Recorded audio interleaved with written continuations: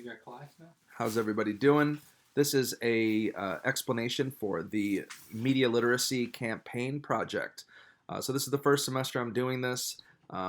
Let's see how it goes. I think it's a fairly simple project. Really, what I'm looking for is that you select an issue, a current issue, or an event that you believe deserves some clarity.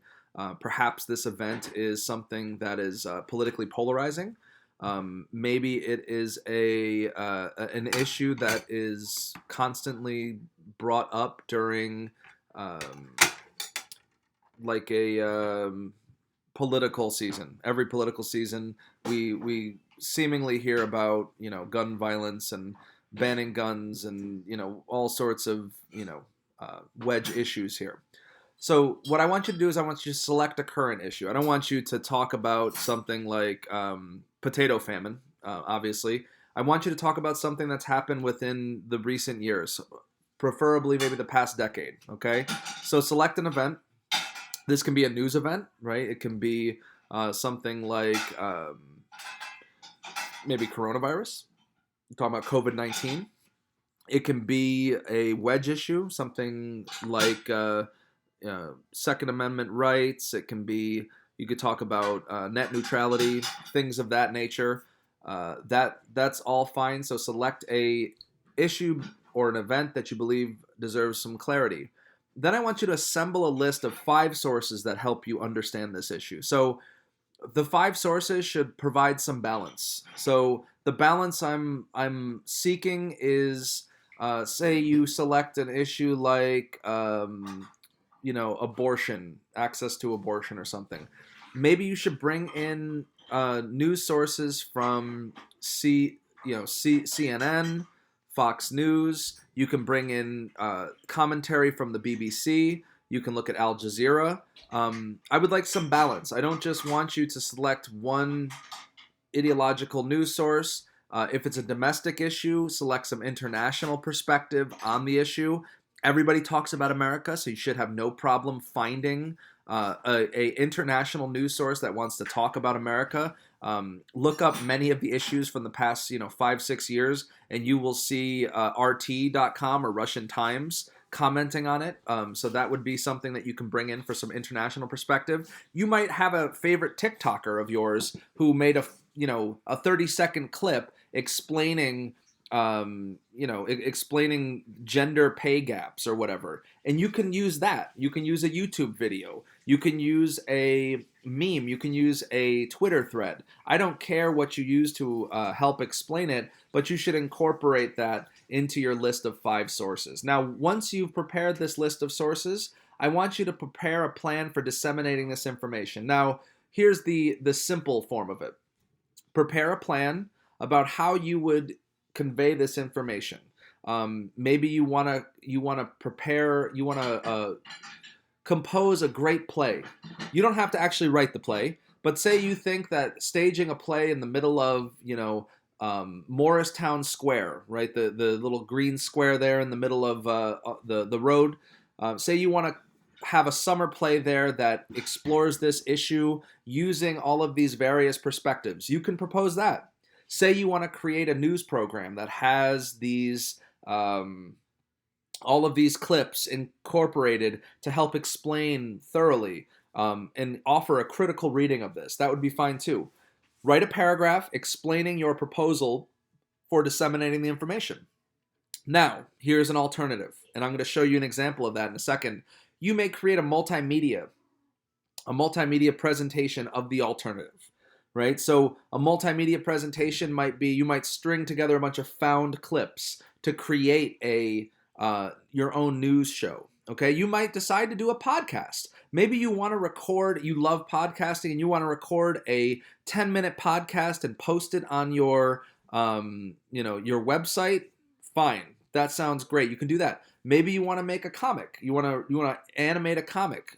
That's all fine. If you do that, you'll be exempt from the next step. Okay? So if you choose the multimedia option instead of just writing a paragraph and you want to do something creative, you will be exempt from the next step. And the next step is I want you to write a paragraph about the audience that this is intended for. So I want you to define the audience that will benefit from this critical reading or the research on your proposed issue or topic, okay?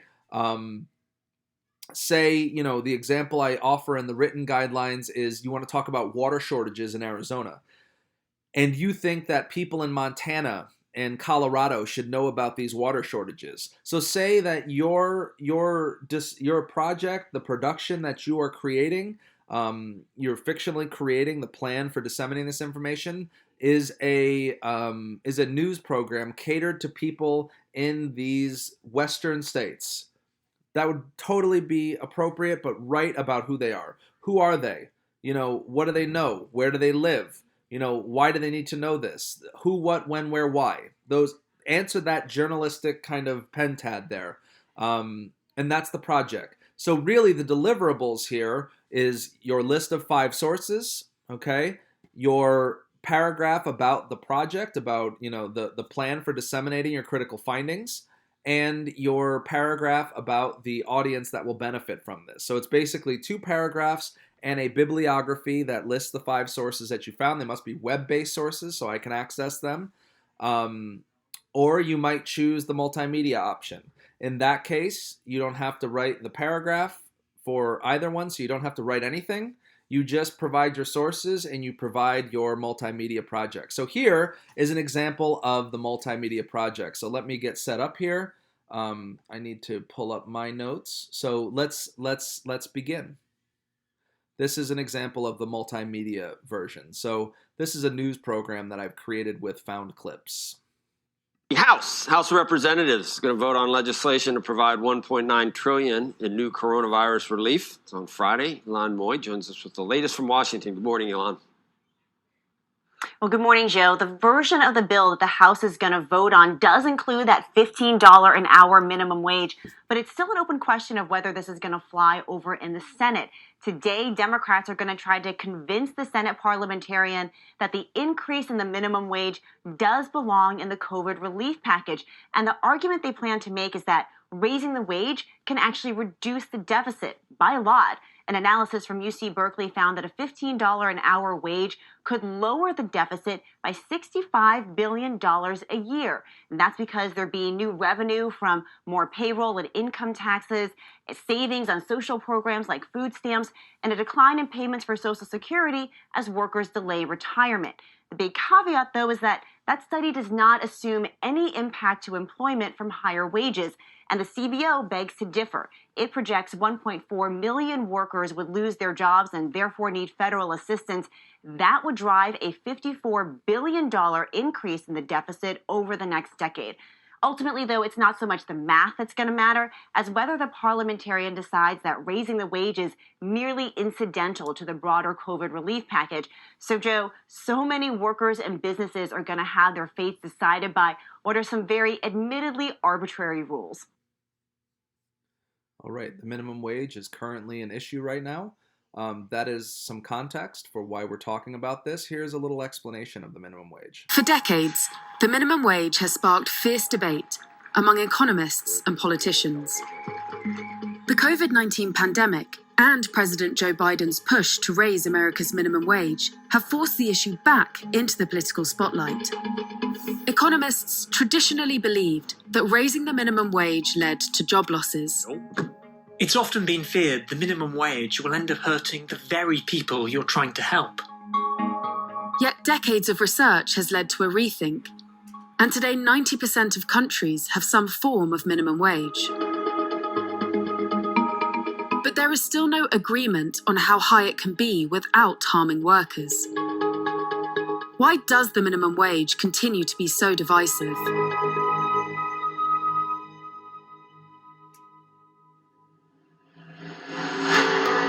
For more than 100 years, worker revolutions and strikes fought for a minimum wage. Oh, well, I guess we'll come back to that because I don't really... I guess you have to watch an ad now. Hi there, welcome to wonderful? Forward. Come on in. Cool. Ads. I'm Dr. Nate Favini. No, let's pause it. Let's skip the ads now. Wage. In 1894, New Zealand finally introduced the first laws around a national base pay. Since then, take-up of minimum wages in the rest of the world has been varied. Though the concept is simple, workers are paid a legal base rate for their work. Most economists believed the minimum wage could destroy jobs. This idea comes from the most basic of economic models, supply and demand. Economics 101. If you make something more expensive, people will usually want to buy less of it. And if you make labour more expensive, then employers might want less of it. And what we call employers wanting less labour in the real world is unemployment. America's first federal minimum wage wasn't introduced until 1938, when President Franklin Roosevelt set it at 25 cents per hour to help low-income workers during the Great Depression. But the federal minimum wage in America isn't tied to inflation, and so hasn't kept up with rising prices. Over time, it's lost value and stagnated. Today, it stands at $7.25 per hour, meaning that in real terms, it peaked at around $12 in 1968. In response to the low federal minimum wage rate, some state and county politicians raised it. Okay, so that's a little background on minimum wage. Now let's watch a real-life depiction of minimum wage and what this means for an individual. So this is why you should always tip your bartenders, servers, anyone who waits on you or provides a service for you, because this is my hourly for 2 weeks. I worked almost 71 hours. I get paid $2.13 an hour as a bartender and a server. I should have made $150.81, but because I have to have Social Security, Medicare, and the income tax taken out, I was paid $9.28 for 70 hours of work. And of course, I got tips, but this is what I got for my hourly. This is why you tip. Okay, so here's one perspective on the minimum wage coming from the left side of the ideological spectrum in the United States. Decades since the federal minimum wage has increased, and it has sure not kept up with the cost of living.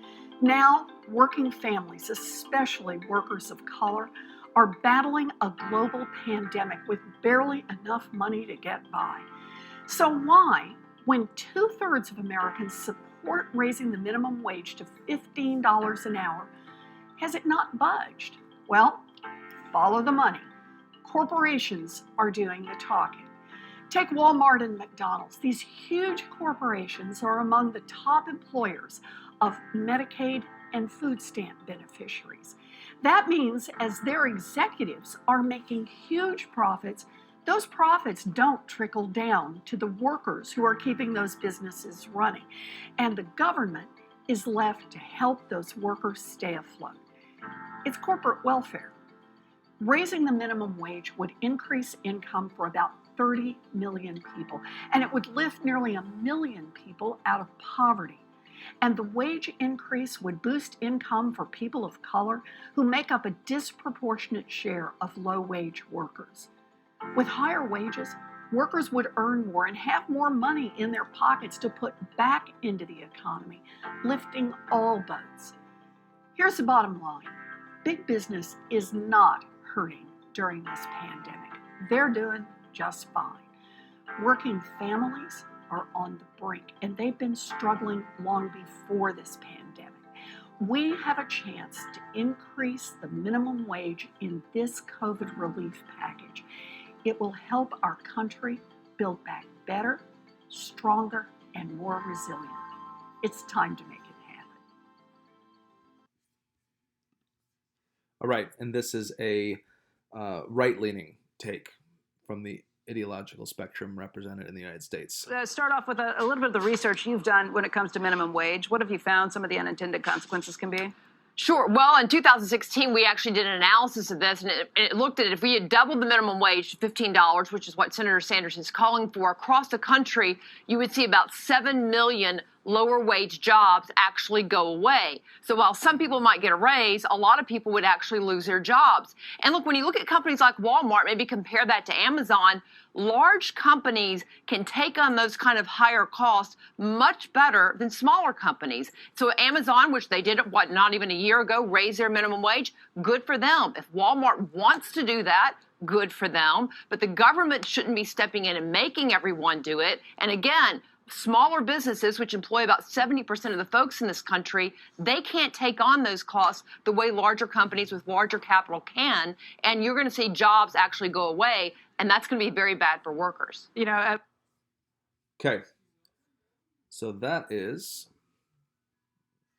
the assignment. That is our media literacy campaign assignment. The one I just showed you is kind of a multimedia version of it. But again, the basic version is, if you want to, I need a bibliography and 2 paragraphs. 1 paragraph explaining your project, the other paragraph explaining the audience that is intended for your project or your creative way of disseminating this critical reading to your audience. That was the alternative, which requires no writing whatsoever. So if you want to do that, you save yourself a little writing, but you have to produce something multimedia. So thank you. Have a great day.